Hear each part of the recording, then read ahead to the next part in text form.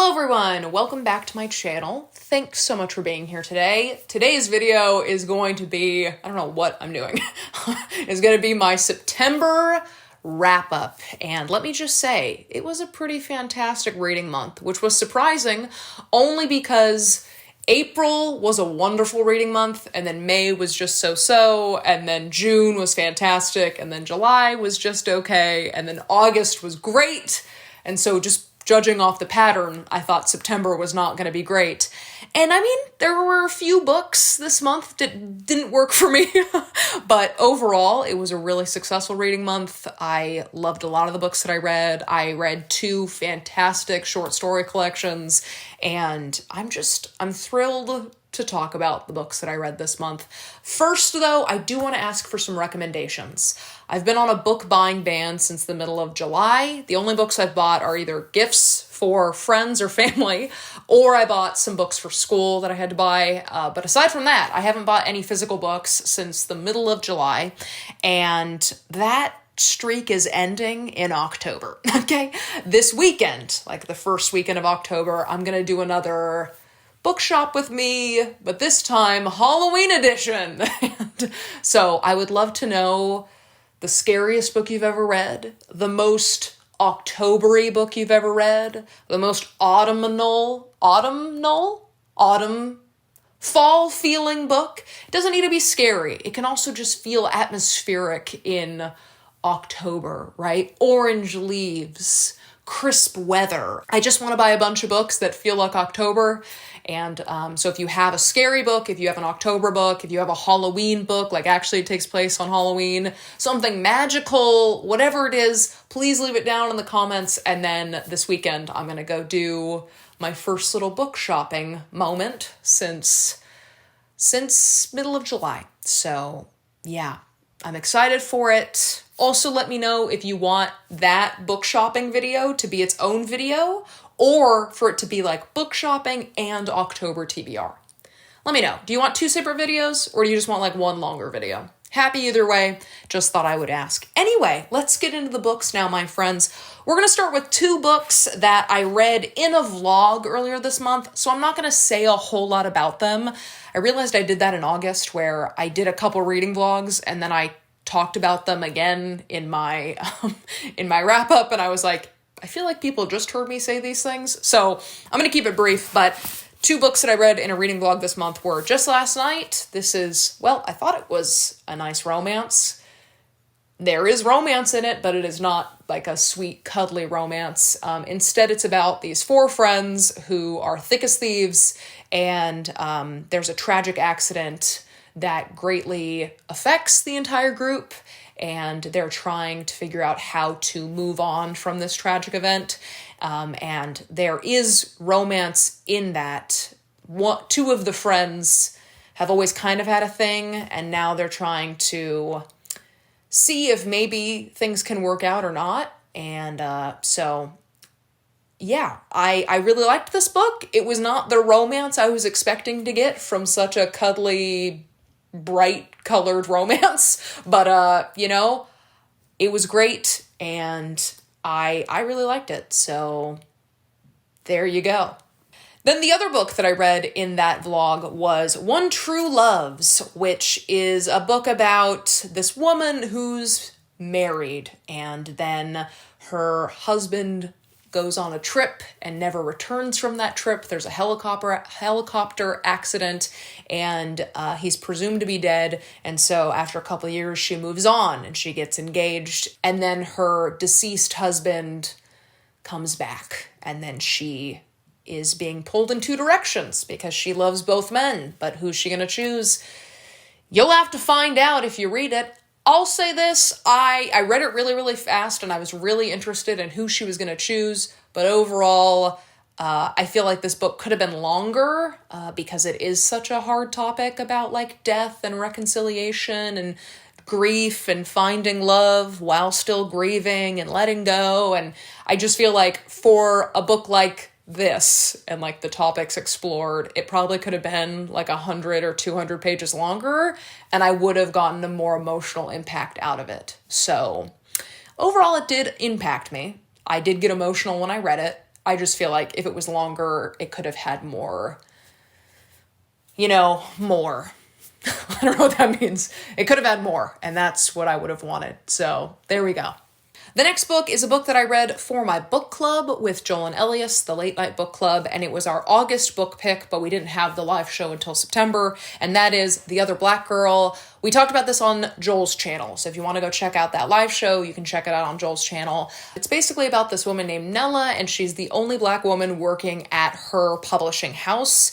She's an assistant to a really big editor at this publishing house, and then another black woman named Hazel shows up, and then some very sinister notes start showing up on her desk, and she can't help but think that it's Hazel, but she can't prove that it's Hazel leaving these notes on her desk. And so you're trying to unravel the mystery of who is trying to push her out of the publishing house, what's going on, why does Hazel seem to be really friendly sometimes and then seems to sabotage Nella other times. So overall, I know some people really love this book. I saw a lot of people that didn't really like this book, and I kind of fall right in the middle. There were some things that I really liked about this book. There were other things that didn't quite land. I thought the ending was actually pretty cool. It's a pretty ambiguous ending, and usually I don't like endings that feel so open-ended, but for this one I was like, that was pretty fucking slick. That was pretty cool. So I actually really liked the ending. I thought Hazel was a really interesting character in the sense of like, why is she nice sometimes? And then other times she seems to be plotting against Nella. And I thought that was really interesting. So we do talk about this on Joel's channel if you want to see all of our opinions on it. But this was another book I read in September. All right. Next up. I'm nervous about these next two. Basically, I read 2 romances this month that didn't really work for me, and I wish they did, but they didn't. They just didn't quite hit the mark for me. So the first romance that I didn't love was Float Plan. Now, Float Plan is a book that I was really interested in because, it literally takes place on a sailboat, and I've been all about like ocean-themed books or vacation books or beach-themed books this summer, and so I really wanted to read this, and I didn't love it. There is a big plot point around mental health, and particularly just as a content warning, there is a lot of mentions of suicide in this book. There is an actual suicide that takes place. So if that's going to be particularly upsetting to you, that is a topic in this book that is talked about a lot. And the problem that I had with it is that the character who takes their own life feels a little villainized in the book. And that's just my interpretation. I felt a little alienated around the conversations around being with someone who has depression. That felt really sad to me, and it just made me feel like, oh, okay, this does not feel particularly warm towards, partners that deal with mental health and depression. So that's why this one didn't really work for me. I didn't really feel connected to the main girl. She felt very distant from the reader, a little cold. I did like the main guy. His name is Keen, and he's from Ireland, and I liked him. He had a really good personality, and he seemed to be very optimistic. Overall, the conversations around mental health were just a little hard for me to get past, so that's Float Plan. All right, the next romance that I didn't love, and let me just say, if you loved it, I love that for you, seriously. I love that this book is getting a lot of attention right now. I understand why so many people love this book. It just didn't work for me, and I'll explain why, but that was The Love Hypothesis. Basically, The Love Hypothesis is a romance between a graduate student named Olive, who's 26. She's getting her PhD, and she's brilliant. She's working in STEM, which is awesome. And the other half of the love interest is a professor in the science department at Stanford. So what I will say is I did really like the main guy. His name is Adam, and I think he's supposed to be lightly inspired by Kylo Ren, Adam Driver. And she is supposed to be kind of inspired by Rey, which is cute. That's just what I heard. I haven't seen the author say that, but that's what I heard. I really liked him. I thought he was mysterious. I thought he was intriguing. By the end of the book, I wish we got more of him. That was one of the problems that I had with this book, is just, yes, at the beginning it's great that he's mysterious, but by the end I was like, but I want to know you, and I want you to open up to the reader, and I feel like he never fully does, so he felt a little distant. I love that Olive was a graduate student in her mid-20s. Hi, I'm a graduate student, and I'm 27, so I felt very connected to her on that level. I could understand some of her stress, although I feel like her as a graduate student works about 50 times harder than I ever have. But I loved that. I loved her two best friends, Malcolm and An. I thought they were great. I loved the chemistry between the three friends. I thought that was awesome. But I didn't love Olive. And I think one of the problems I had was that she tells quite a few lies in this book. And let me say, there is a lie that she tells towards the end of this book that totally makes sense. She's put in a dangerous position and she's scared and she doesn't know what to do, so she lies. That totally makes sense. She's trying to protect herself. The other lies, I know that there has to be miscommunication in romance. Obviously, if like at the beginning of the book, both of the main characters were like, I like you, and the other one's like, I like you, then there's really no book, right? So I'm okay that there's miscommunication, but when it's just a lie and there's nothing else, it's not a very compelling miscommunication to me. I hope that makes sense. And then lastly, another thing with the romance genre, same with like miscommunication, something I love about romances is the unrequited love trope. The I've always wanted you, you're all I've ever wanted, I've had a crush on you for so long, I saw you a couple years ago and I've always had a thing for you. I love that. Unrequited love is like my favorite thing in romances. And there is a bit of that in this book. But the best part about the unrequited love trope is that there's these big confessions. There's these big moments in extreme passion where they say, oh my God, I can't believe this is happening. I can't believe I finally get to be with you. This is all I've ever wanted. I've only ever dreamed of this. Like, that's the best part of romance to me, is when they're finally telling each other how they feel after however long.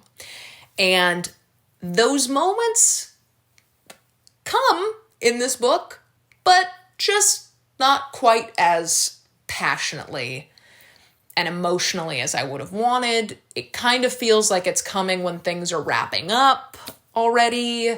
Like you're starting to move into happily ever after, and then things start getting admitted. I hope that made sense. Those are just some of the things I didn't love. But if you loved it, I'm so glad. There is some really funny moments.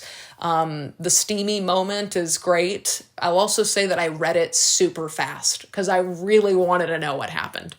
So, yeah. Anyway, that's the Love Hypothesis. All right, the next book that I read this month was Carmilla. This is actually a novella, but I read it for school, and it is what inspired Dracula. Or I guess inspired Bram Stoker to write Dracula, to just inspire Count Dracula. That would be funny. He's not real, I think. Anyway, Carmilla is just a little novella about a woman vampire that is seducing and trying to take down a woman who they're just supposed to be friends.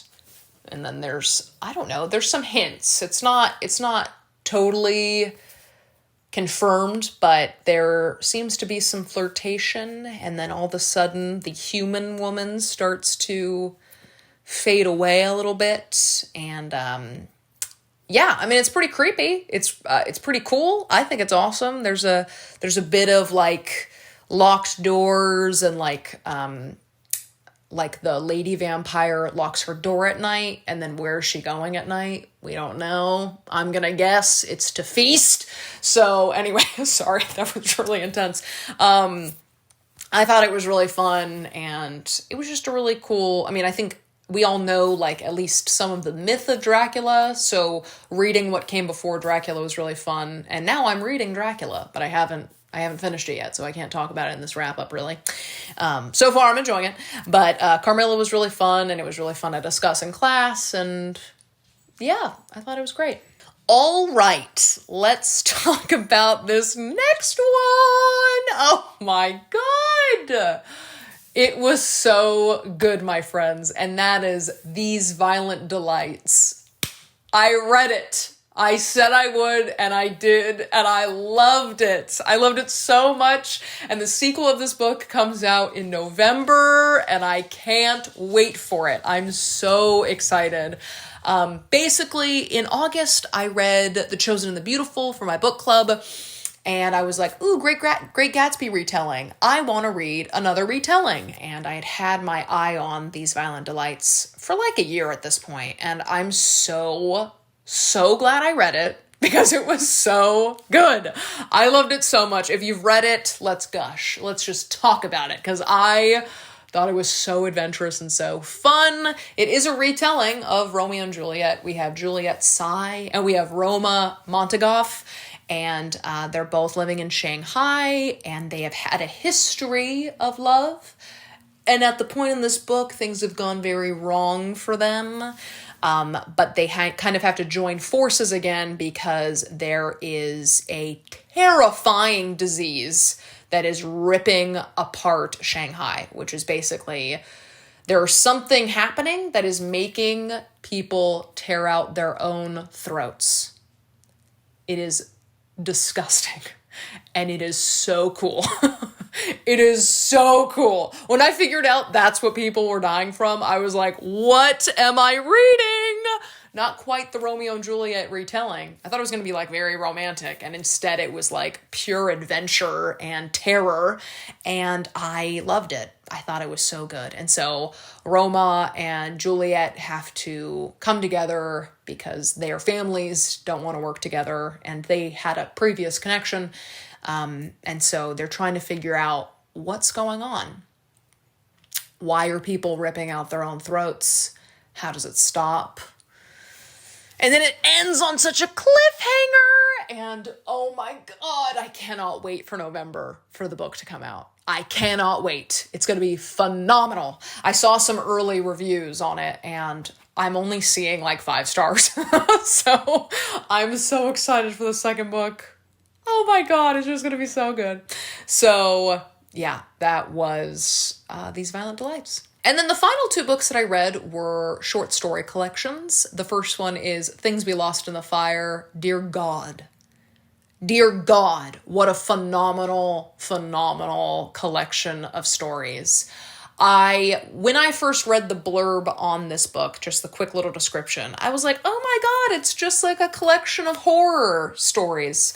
And there is a lot of horrifying moments in this book, but I saw in the comments on that video, people were like, actually, it has a lot to do with Argentinian history and politics and things that have gone on. And so, although yes, it is terrifying, there's also a lot of rich history in it. It was so good.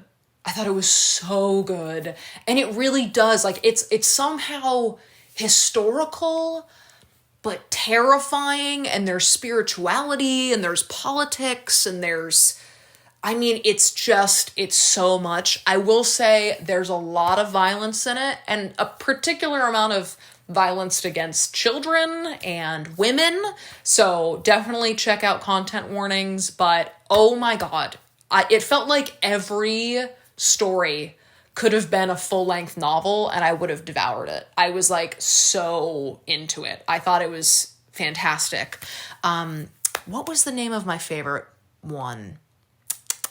My favorite story. Let me get the old Kindle out, because that's where I read it. My favorite was Under the Black Water. Dude, Under the Black Water was so good. So good. But let me also say, No Flesh Over Our Bones. Wow. Hold on. End of Term. Spiderweb. The Inn. Oh my God, The Inn was so good. Things We Lost in the Fire. I'm basically at this point just reading all of them out loud to you, like every story, but I just thought it was fantastic. I thought it was so well done, and I would love to read more by this author. I just thought it was incredible. And short story writing is just like such, like, it's so impressive to me when people can write short story collections, just because to me, I have like one idea for a single book. I could never write a short story collection because I am not that creative. And so I thought Things We Lost in the Fire was excellent. And then the other short story collection I read this month was Her Body and Other Parties, which completely solidified that this author is one of my favorite authors of all time because of how excellently done this collection was. Dear Heaven Above, it was incredible. So the author is Carmen Maria Machado, and this is the same author that wrote In the Dream House, which is by far one of the most creative memoirs I've ever read in my life. And so I was a little nervous to read this one, just because I was like, what if it doesn't, like, I'm just going to compare it to In the Dream House the entire time. And good God, no, I did not compare it at all, because they're so different and the stories are so different from a memoir style. But how she infuses horror with sexuality, with identity, with fear, with what it means to be a woman, with bodies, with, oh my God. I think it was after I got through the first story and I was like, Carmen Maria Machado is like absolutely a favorite author of mine of all time. And I'm so excited to read anything else she ever comes out with ever in life. I think she has one other book, or it's another short story collection, but I've read In the Dream House. I've now read Her Body and Other Parties, and I just want to read anything she ever publishes ever. Let me tell you, my favorite stories were... The first story, called The Husband Stitch, was phenomenal, specifically because the story itself is kind of it's a horror short story you maybe have heard before, about a woman with a ribbon tied around her neck. You know what I'm saying? If you've heard of that story and you know what happens, that's a story I've heard of before. But the author expands on that, and then within this story, the narrator is telling other horror stories, which is so creative. So it's like a story you recognize, the ribbon around the neck, but then within the story are more little stories. And it's just incredible. It was so creative. Real Women Have Bodies. Oh my God. I don't know if I've ever read anything as creative as this one. I was like, what is going on? What? So good. Difficult at Parties. Oh my God. It's the last story in the book. It's just... They're all so good, but those are the three that I feel like really called out to me. And again, new favorite author. I would love to reread In the Dream House now, because I just need to re-explore the writing and just take it all in again. I thought it was fantastic. Yeah. So this book, These Violent Delights, Things We Lost in the Fire, and... Just Last Night were all such strong books that I read this month. I was so satisfied and so happy with these books. So anyway, it was a pretty phenomenal reading month this month. Let me also just call myself out now real quick, just because we're here. And if you watched my September TBR, you saw me make a big promise about finishing a certain book, and that was The Rocks. And I have not finished this yet. I'm on about page 100, and I'm not enjoying it. I'm just like straight up and down not liking it at all. I just really don't like it. But I said I was going to read it. So I'm trying to get through it. I'm just not reading it very fast. And so I'm hoping that I'll be able to finish it in October and then give you my full thoughts. But it's just so character heavy, and the story is told backwards, and it's just a very strange story. I will finish it eventually. It's just that I didn't get to this month, and anytime I wasn't reading for school, I wanted to be reading something that I was loving, And since I wasn't loving this, I just kept putting it aside. So I will finish it soon. But aside from that, those are the books that I read in September. Let me know what the best book you read in September was and what you're excited to read in October. Again, also leave me any recommendations for scary books or atmospheric books that have to do with October or fall or anything like that, because I am trying to read so many spooky Halloween October books in October. So anyway, that's it, my friends. I hope you enjoyed this video. I hope you had fun, and I hope to see you in the next one. Bye!